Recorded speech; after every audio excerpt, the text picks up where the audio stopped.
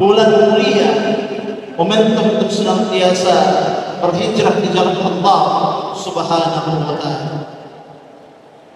Allah Subhanahu wa taala berfirman dalam Qur'an-Nya, "Inna iddatash shuhuri 'indallahi 12 syahran fi kitabillah yawma khalaqas samawati wal ardh" ila akhir ayat. Sesungguhnya kata Allah Subhanahu wa taala, bilangan bulan di sisi Allah itu berjumlah 12, dan dari 12 bulan itu ada 4 bulan mulia sejak Allah Subhanahu wa taala menciptakan langit dan bumi. Lalu kemudian dipertegas lagi dalam hadis Nabi sallallahu as-sanatu 12 syahran minha arba'atun hurum thalathun mutawaliyatun. Kata Nabi sallallahu dalam setahun itu ada 12 bulan jumlahnya, dan dari 12 bulan itu ada 4 bulan yang disebut sebagai ashhur hurum atau bulan mulia. 3 yang berdekatan jaraknya, 1 yang agak jauh jaraknya. 3 bulan yang dimaksud adalah bulan Zulqa'dah, bulan Zulhijjah, dan juga bulan Muharram.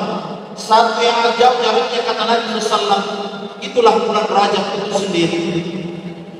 Masyarul muslimin, sidang jamaah Jumat insyaallah dirahmati dan dimuliakan oleh Allah Subhanahu wa taala. Lalu kenapa kemudian 4 bulan ini disebut sebagai Asyhurul Hurum atau bulan mulia?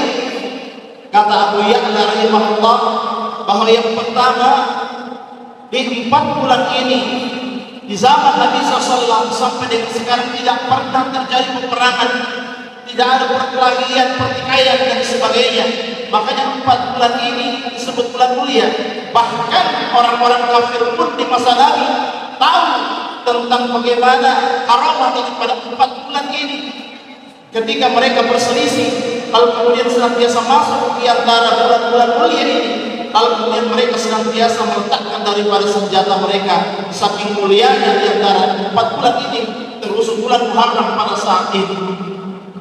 Yang kedua, bahwa di bulan-bulan Asyhurul Hurum ini, bulan mulia ini, Allah Subhanahu wa taala melipat gandakan daripada amal soleh dan amal kebaikan yang kita perbuat di 4 bulan atau salah satu dari 4 bulan ini. Maka baiklah kemudian senantiasa di bulan-bulan ini kita banyak senantiasa meningkatkan intensitas ibadah kita kepada Allah Subhanahu wa taala, karena dilipat gandakan oleh Allah Subhanahu wa taala di sisi Allah Subhanahu wa taala. Masyarul muslimin wa zumratul mu'minin rahimahullah, karena Muharram ini merupakan bulan mulia, salah satu di antara 4 bulan mulia, maka sebaiknya momentum ini jangan kemudian senantiasa kita sia-siakan. Yang pertama, mari kita gunakan daripada Muharram ini untuk senantiasa berhijrah yang sebenarnya di jalan Allah Subhanahu wa taala. Kita tinggalkan masa-masa yang lalu, di masa yang lalu, di tahun yang lalu, yang mungkin bernuansa dosa kemaksiatan kepada Allah Subhanahu wa taala. Kita pernah bertobat dalam bentuk dosa dan kemaksiatan kepada Allah Subhanahu wa taala. Kita pernah kemudian berangan-angan keburukan yang mungkin senantiasa menghiasi perjalanan kita di masa yang lalu. Maka ketika Allah Subhanahu wa taala memberikan waktu dan kesempatan bagi kita, lalu pula kemudian berarti bulan mulia, bulan yang baik, maka mari senantiasa kita menggunakan momentum yang sangat baik ini untuk kemudian berhijrah yang sebenarnya di jalan Allah Subhanahu wa taala. Kita meninggalkan daripada catatan-catatan kelam yang penuh dosa di tahun kemarin, lalu kemudian kita membuat kembali catatan-catatan amal soleh, catatan-catatan ibadah yang baik di sisi Allah Subhanahu wa taala tahun yang sekarang. Semoga Allah Subhanahu wa taala meridhoi apa yang senantiasa menjadi niat dalam hati kita untuk meninggalkan daripada dosa dan keburukan di masa lalu, beralih kepada kebaikan di masa kini. Masyarul muslimin wa zumratul mu'minin rahimahullah, tentang hijrah ini Allah Subhanahu wa taala berfirman dalam Qur'an-Nya, wa may yuhajir fi sabilillah yajid fil ardi muragaman katsiran wa sa'ah. Barang siapa yang berhijrah di jalan Allah Subhanahu wa taala, maka sungguh kata Allah Subhanahu wa taala, di bumi ini mereka akan mendapatkan tempat yang luas dan dilapangkan hatinya oleh Allah mendapatkan rezeki yang banyak dari Allah Subhanahu wa taala. Jamaah Jumat insyaallah dirahmati dan dimuliakan oleh Allah Subhanahu wa taala. Bahwa tentang hijrah ini ada dua golongan. Yang pertama hijrah makani atau hijrah tempat. Hijrah tempat inilah yang kemudian senantiasa dilakukan oleh Nabi SAW ketika atas perintah Allah Subhanahu wa taala. Kemudian beliau berhijrah dari Makkah ke Madinah. Karena di Makkah tidak memberikan rasa aman untuk senantiasa beribadah kepada Allah Subhanahu wa taala. Teror orang-orang kafir Makkah luar biasa, tidak memberikan keamanan dan kenyamanan kepada Nabi SAW untuk senantiasa beribadah kepada Allah Subhanahu wa taala. Maka beliau berhijrah ke Madinah. Apa kemudian senantiasa hikmah yang bisa kita ambil? Bahwa kita saat ini lingkungan kita kalau kemudian tidak memberikan rasa aman beribadah kepada Allah, maka kita dianjurkan untuk berhijrah ke tempat yang bisa memberikan rasa aman dan nyaman untuk beribadah kepada Allah Subhanahu wa taala. Yang kedua adalah hijrah maknawi atau hijrah nilai.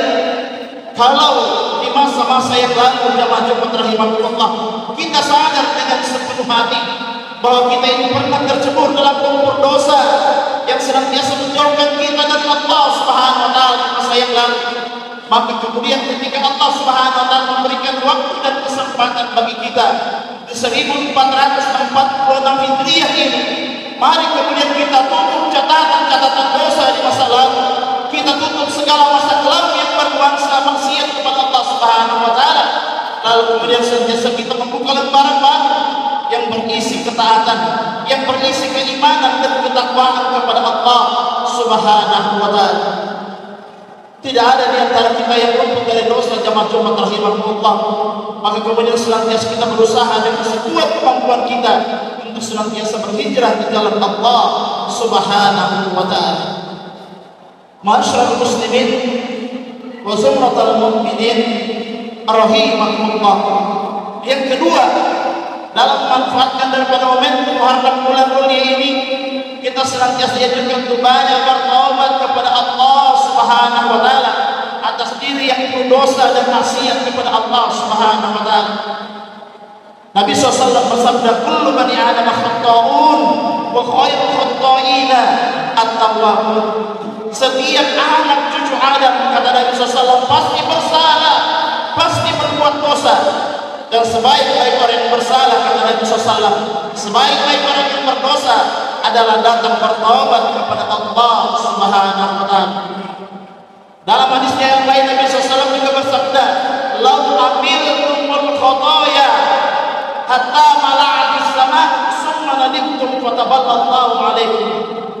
Kalaulah engkau berbuat dosa, kata Nabi SAW, penuh dengan langit dosamu, kata Nabi SAW, lalu kemudian engkau menyesal atas dosamu, engkau bertaubat kepada Allah Subhanahu wa taala, maka niscaya kata Nabi SAW, Allah Subhanahu wa taala pasti akan mengampuni daripada dosa-dosamu.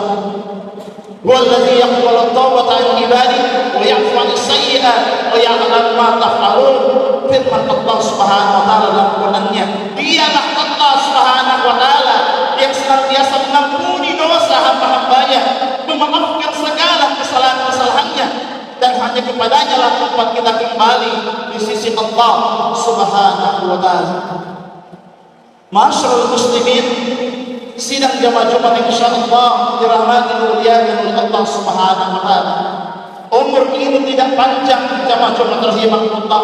Kata Nabi SAW, umur umatku itu hanya berkisar 60 sampai 70 tahun, kata Nabi SAW. Maka oleh karena itu, di setiap waktunya senantiasa kita kemudian senantiasa bersemangat untuk memacu diri ini, senantiasa berada dalam lingkaran kebaikan kepada Allah Subhanahu wa taala. Ada satu nasihat dari sahabat Rasulullah SAW, Ali bin Abi Thalib, "Ma fa'ataka minal rizki yurja qadan awdaduhu, wa ma fa'ataka minal umri la yurja raj'atuhu." Apa kata Ali bin Abi Thalib?